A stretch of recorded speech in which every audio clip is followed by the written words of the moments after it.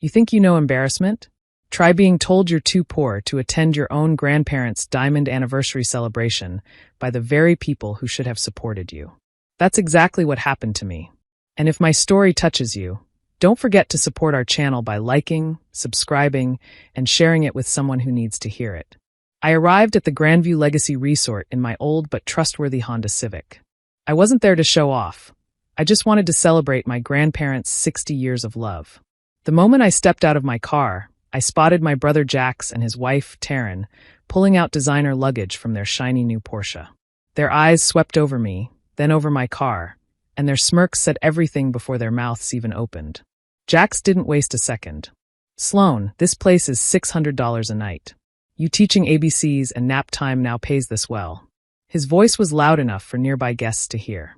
Taryn laughed, tossing her perfect hair over her shoulder, as if my presence was some kind of joke. I tried to brush it off, but before I could respond, my sister, Cora, walked up with our parents, Curtis and Diane. They didn't greet me with hugs or warmth. They formed a wall around Jax, reinforcing everything he had just said. Cora folded her arms. "Sloan, be realistic. You can't afford the golf outing or the spa or the yacht cruise. We're trying to protect you from embarrassing yourself." My mother nodded quickly. "It's just better if you don't stay here with us. People will talk. And we don't want your financial stress to ruin your weekend." Her words stung, but my father's hit the hardest. Curtis looked me up and down like I was a stranger invading his world. "We don't want you here, Sloan. This isn't your world. It never has been." For a moment, everything inside me went quiet. It felt like the ground fell away beneath my feet.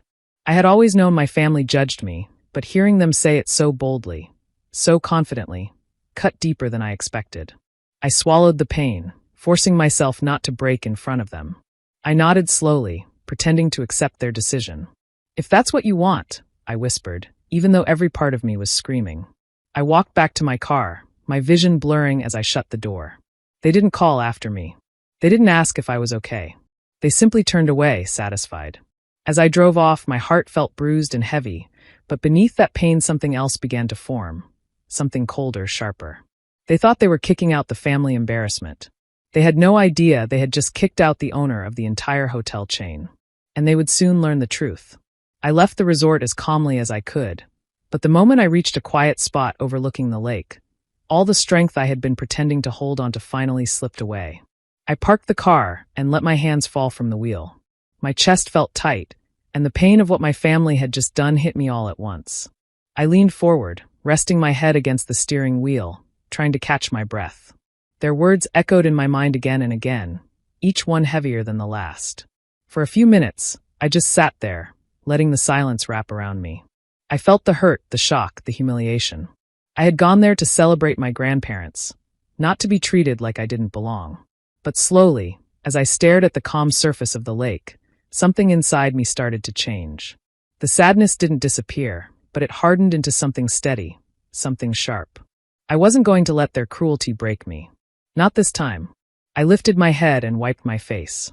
My heart was still aching, but clarity settled in. If they wanted to treat me like I was worthless, then it was time they learned exactly who they had pushed away. My family thought they knew me. They had no idea. I took out my phone and scrolled to the contact I knew I needed.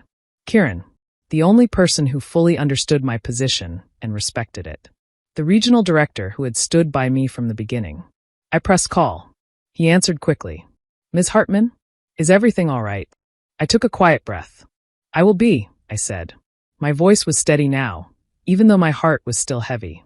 "I need you to do something for me." "Of course," he said without hesitation. "Just tell me." I looked out at the lake again, watching the sunlight flicker on the water. "Flag the Hartman family reunion booking under Curtis Hartman," I said calmly. "Put it under owner review." There was a short pause, then Kieran's voice shifted into full professional mode. "Understood. What else would you like monitored?" "Everything," I said. "Every charge, every room service order, every complaint. I want a live feed of it all." Another pause, this one longer. "May I ask what happened?" I swallowed, feeling that spark of cold resolve grow even stronger. "They just kicked the owner out of her own hotel," I whispered. Kieran stayed silent for a moment before saying firmly, "Consider it done." I ended the call and stared at the lake again. The water was calm and peaceful. And now, so was I, just in a different way. They thought they hurt me, but they only woke something stronger inside me. And soon, they would understand what that meant. I sat in my car for a long time after calling Kieran, letting the quiet air settle around me. My heart was still heavy, but now my mind drifted to the past, everything that had led me to this moment. It was strange how my family talked about me like they knew who I was, yet they never cared enough to learn the truth. They only believed the story they created in their own heads, not the reality I lived. 3 years ago, my life had changed in a way none of them could imagine. I had been teaching preschool during the day and working late nights on a small educational tech idea I hoped might help teachers who struggled with planning, communication, and organization. I never thought it would become something big. I just wanted to solve problems that made teachers' lives harder. But the platform grew, people noticed, and slowly the idea expanded far beyond anything I expected. When a major company offered me a 9-figure deal to buy it, I didn't even tell my family. They had never shown real interest in my work, and I didn't feel like explaining something they would only dismiss or mock. I signed the deal quietly, accepted the money, and took some time to breathe. For the first time in my life, I had the freedom to choose what I wanted without anyone's judgment. That's when I found the chance to buy the hotel chain. It wasn't an impulse purchase. It was something I studied carefully, something that made sense for my long-term goals. I loved the idea of restoring, improving, and managing places where families created memories. I built the business with calm confidence, trusting myself even when others never had. But through all of this, my family only knew one thing: I left teaching. When I told them I was consulting, now, they didn't ask what that meant. They didn't ask what I was building or why I left the classroom. They didn't want the truth anyway. They preferred seeing me as the easy, simple sister who lived on a small salary and stayed out of the spotlight. It made them feel bigger, stronger, more important. And honestly, I let them. I didn't correct them when they rolled their eyes at my old car. I didn't argue when they joked about my small paycheck lifestyle. I didn't brag about my apartment that I furnished simply because I liked it that way, not because I couldn't afford more. I didn't tell them that I could buy 10 cars nicer than theirs if I wanted. I didn't feel the need to flash money or prove anything. I lived quietly because simplicity made me happy. I lived modestly because it felt comfortable. None of it was because I was poor. They never asked why. They never cared to. But now, as I sat there thinking about everything, I realized this was going to change. Not because I wanted revenge in a loud, messy way, but because the truth was finally stepping into the light. For the first time, they were about to see who I really was, someone they never bothered to know. My phone buzzed beside me, breaking the quiet moment I was sitting in. I glanced at the screen and saw Kieran's name. I answered quickly, already knowing this call wasn't going to be simple. "Sloan," he said, his voice calm but carrying a hint of tension. "I thought you should know what's happening at the front desk." I straightened in my seat. "What now?" "It's your father," he said. "Curtis Hartman. He's causing a scene. He's demanding that we cancel the reservation under your name. He says it must be some kind of mistake, and he refuses to pay for it." I let out a slow breath, not surprised but still annoyed. Of course he would do that. He was so sure of his own judgment that he couldn't imagine I had any right to be there. And knowing him, he was probably speaking loudly enough for the entire lobby to hear, acting as if his embarrassment mattered more than basic manners. "What is Lena doing?" I asked. "Handling it exactly by policy," Kieran replied. "She told him that reservations made under the guest's name cannot be cancelled by anyone else." He tried insisting, then shouting, and she still didn't move. He's furious. I couldn't help it. My lips pulled into a small, sharp smile. I didn't enjoy seeing people stressed, especially not staff who were just doing their jobs. But I did feel a quiet satisfaction knowing Lena wasn't letting my father push her around. She didn't know our history. She was simply protecting the rules. And now my father was learning that the world didn't bend just because he wanted it to. "I see," I said softly, feeling a sense of control settle into me. "Good. She's doing exactly what she should." There was a short pause on the line. "He's asking for a higher manager," Kieran added. "He wants someone with more authority." A light laugh escaped me. "More authority? Well, he's about to get exactly that." I looked at the lake one last time, the calm water reflecting the sky like nothing in the world was wrong. But things were happening now, big things, and I knew I needed to move. "Kieran," I said, my voice steady, "tell Lena she's doing great. I'll be there soon." "You're coming here?" he asked, sounding relieved. "Yes," I said. It's time for a property inspection. The words felt good, strong, and strangely satisfying. I rarely announce myself like that, but today was different. Today, the truth was already moving forward, step by step, and I was ready to face it. I took a deep breath, started my car, and pulled away from the quiet spot. My father had pushed me out of the resort because he thought I didn't belong. I arrived at the resort and turned into the private parking area I knew only the owners used. The spot was quiet and hidden, perfect for slipping in without drawing attention. I parked the car, took a deep breath, and stepped out, feeling a calm determination settle over me.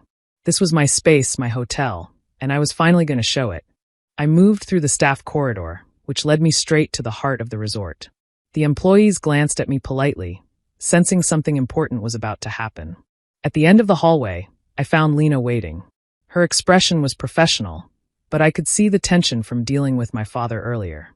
I gave her a small nod and said, "You did everything perfectly, Lena. Just keep following my lead. Nothing else needs to change." Her eyes softened for a moment, and she gave me a brief, understanding smile. I didn't need to say more. She had handled the situation exactly as I would have, keeping everything under control while my father tried to bully the staff. That gave me the confidence I needed. I stepped out of the staff corridor and into the main lobby. The space was grand, polished, and busy with guests, but my eyes immediately found my family. They were all together, looking angry and confused. Curtis was pacing slightly, talking loudly to the staff. Jax and Taryn stood nearby, their faces red with frustration, while Cora and Diane hovered behind, whispering and glancing nervously around. I took a deep breath and walked calmly toward the front desk. Each step felt deliberate, steady, and full of purpose. I didn't rush, and I didn't hesitate. I let my presence speak for itself. Guests and staff noticed, but it didn't matter. My family did, and that was the point. When I reached the front desk, I didn't need to raise my voice. I simply stood there, calm and composed, as if I had every right to be there. Which, of course, I did. My father looked up at me then, and for the first time he froze. His mouth opened, but no words came out. Jax's face twisted in disbelief. Taryn glanced at him, uncertain, while Cora's expression shifted from anger to confusion. Even my mother's hand went to her mouth in shock. I didn't need to explain anything yet. I let the silence do the work for me. The shift in the air was immediate. They realized something was different. They could feel it before I even spoke. I smiled slightly to myself, a quiet, thin smile. I had entered my world. They had tried to push me out, to make me feel small, but now I was here, calm, in control, and untouchable. This was only the beginning. The front desk clerk looked at me nervously, sensing something important was about to unfold. And I simply waited, letting my family adjust to the fact that I was back, not as their humble sister, but as the owner of the entire hotel. Curtis stormed toward the front desk, his face red with anger. He didn't notice me at first, and from behind he sounded triumphant. "Finally, someone with authority. Cancel Sloane Hartman's room right now," he barked, slamming his hand on the counter. I took a slow step forward, letting him finish, and then turned to face him. My voice was calm but firm. "I can't do that, sir," I said. He froze, blinking at me as if he didn't recognize who I was. Jax stepped closer, smirking. "See, I told you she can't afford this place. Look at her." "Pathetic," he said, laughing softly. Cora joined in, shaking her head. "Seriously, Sloane, why even try? You clearly don't belong here. Stop lying to yourself and everyone else." Their words were meant to hurt, but I didn't respond right away. I let them continue, letting their own arrogance and judgment hang in the air. Each insult, each whispered laugh, only made the moment stronger for me. Then I spoke, letting the weight of my voice settle over the desk and the small crowd of guests who had paused to watch. "Sarah," I said, looking at the front desk clerk, "please confirm the principal owner of this property and the Grandview Luxury Group." The clerk hesitated for just a moment, then looked at the computer and read clearly, loud enough for everyone to hear. "Sloane Elise Hartman." The words hung in the air like a shockwave. Curtis's face went pale, his confident stance faltering. He opened his mouth to speak, but couldn't find the words. Jax's smirk disappeared, replaced by a blank stare. Taryn gasped quietly, glancing at him in disbelief. Cora's eyes widened, and she looked ready to sink into the floor. Even Diane's hand flew to her mouth, her fingers trembling slightly. I stood there quietly, letting the truth settle over them. They had spent so long believing their own story, that I was weak, small, and incapable. And now the reality hit them like a wall. I didn't need to shout or argue. The truth spoke louder than any words I could have used. I let them feel it fully, letting the tension build. Every judgment, every insult, every look of condescension they had thrown at me now reflected back on them. For years, they had assumed I was less than they were. For years, they had been wrong. I didn't need to say more. The clerk had said it clearly. I was the owner. Their arrogance and pride were crumbling right in front of me, and I just smiled slightly, letting them absorb the full impact of their mistake. This moment was mine, the first step in taking back everything they had tried to deny me. Their faces froze in a way I had never seen before. It was like time stopped around them. Jax's mouth opened and closed, but no sound came out at first. Then he finally managed. No, that can't be right. She's lying. She has to be lying. His voice cracked, and he shook his head like a child refusing the truth. Cora's face drained of all color.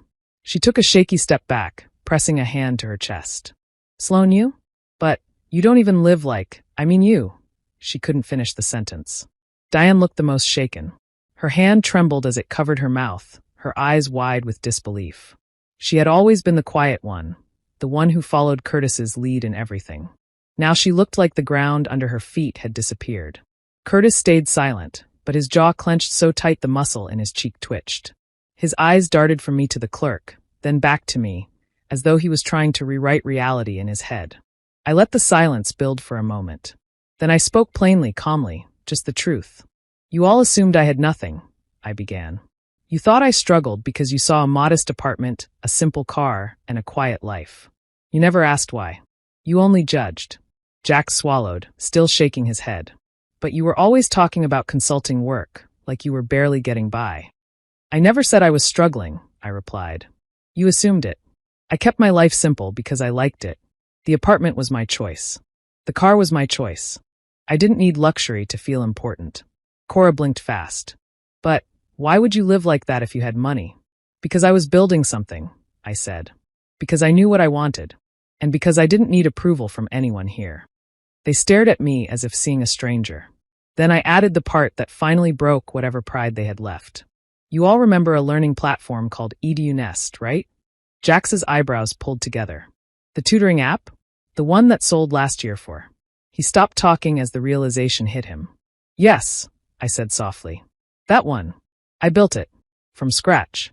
Cora's knees bent slightly, like she was about to sit but couldn't find a chair. You sold that? But the sale amount was, she didn't finish. She didn't have to. Diane whispered, Oh my God. Curtis finally spoke, though his voice was low and rough. Why didn't you tell anyone? Because whenever I tried to talk about my work, I said, you dismissed me. You talked over me. You laughed at my choices. So I stopped trying. Their shock deepened. Their pride cracked. Their certainty crumbled.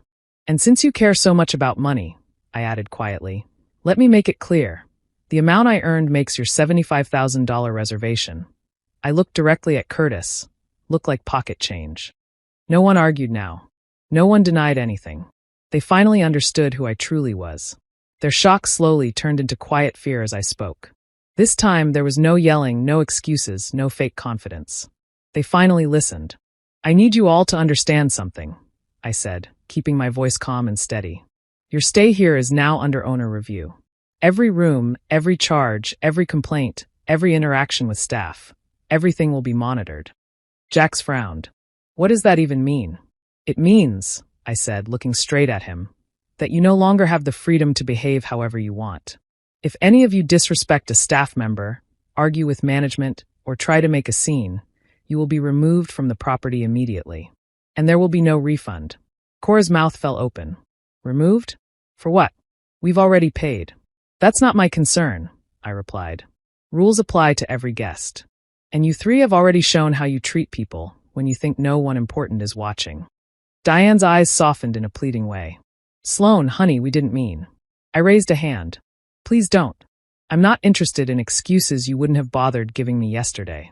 Curtis finally spoke, his tone low. We're your family. I met his eyes without flinching. You made it very clear today that I wasn't part of this family. You wanted to enjoy a luxury vacation without the embarrassment of my presence. Remember? Not one of them responded. They didn't need to. I had heard their words clearly enough. So, I continued, you got your wish. You will not speak to me. You will not come near me. You will not try to justify anything. Enjoy the resort. Eat the food. Use the spa. Do whatever you want quietly. But stay away from me. Cora swallowed hard. Are you serious? Very. The silence that followed was heavy and stiff. You could feel their humiliation in the air, thick, sharp, and undeniable. They weren't the powerful ones anymore. They weren't the ones laughing or controlling the story. They were the guests who insulted the owner. They were the people who had talked down to staff, not knowing every word would be recorded, reviewed, and linked to their names forever. Diane clasped her hands tightly in front of her, as if trying to hold herself together. Jax looked like he wanted to argue again, but couldn't find the courage. Cora stared at the floor, blinking rapidly as though she was fighting tears. Curtis's jaw stayed tight, but even he knew better than to push now. I stepped back, giving them one last boundary. Have your vacation. Follow the rules. And leave me alone. Then I turned away, leaving them standing in their own shame, finally understanding the consequences of the way they had treated me. I checked into the owner's penthouse suite, a hidden part of the resort that only top staff and I had access to. It was quiet, peaceful, and beautifully designed. My family had no idea this place even existed, and honestly, I liked it that way. For the first time that day, I let myself relax. I set my bag down, took a deep breath, and felt the weight of their cruelty finally slip off my shoulders. From my balcony, I could see parts of the resort, the pool, the garden paths, the restaurant terrace. It didn't take long to notice how different my family looked now. The confidence they had earlier was completely gone. They walked slowly, speaking softly, watching every word they said.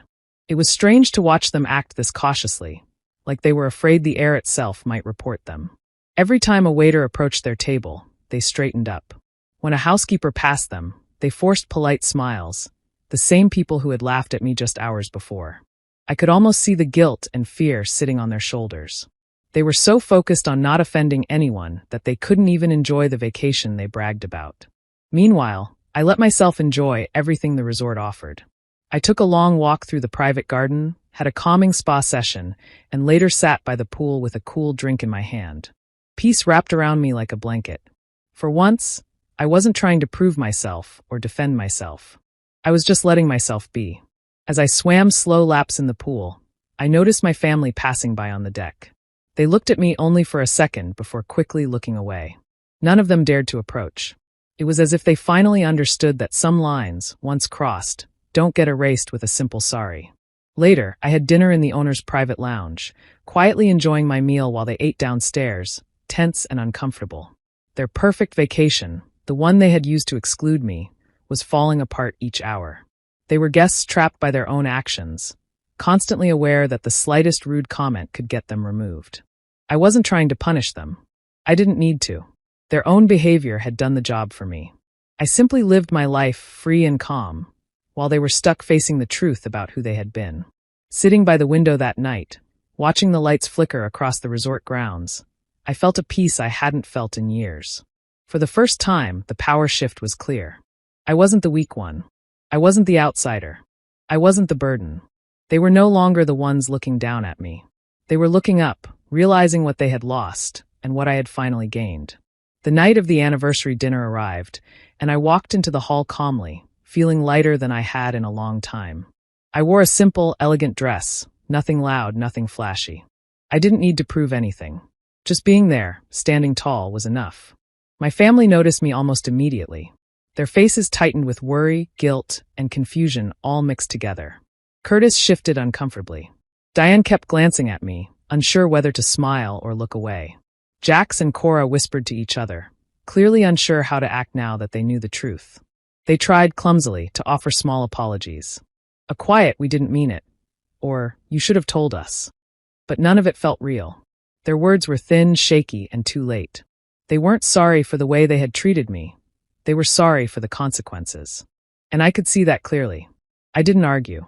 I didn't raise my voice. I didn't even correct them. I simply nodded politely and walked past them, choosing peace over their guilt. When my grandparents saw me, their faces lit up with pure joy. They hugged me tightly, holding my hands as if they had been waiting for me all day. With them, I felt warmth, safety, love that wasn't tied to money or status. They asked me about my life, listened with interest, and never once made me feel like I had to hide who I was. Sitting beside them at the celebration felt like coming home. For once, the focus wasn't on what I lacked or what they assumed about me. It was just a family moment, honest and kind. And I realized that this was what mattered. Not wealth, not position, not anyone's approval. Across the room, I could see my parents and siblings watching me carefully, still unsure how to approach, still trapped in their own discomfort. They looked like visitors in a world they thought they owned. The truth was simple. They wanted to show me I didn't belong in their circle, but they never understood that I had built a world far bigger than theirs. A world they could never enter with the attitudes they carried. I didn't need revenge. I didn't need them to feel small. The real victory was quiet and gentle. It was the calm inside me, the confidence in my steps, and the peace they could no longer take away. They tried to cut me out, but in the end, I walked back in on my own terms. And that was enough. Do you think I did the right thing by walking away from my family after everything they said and did? Or should I have given them another chance? Let me know your thoughts in the comments. I really want to hear your opinion. And if you enjoy stories like this, remember to subscribe and hit the notification bell so you never miss the next one.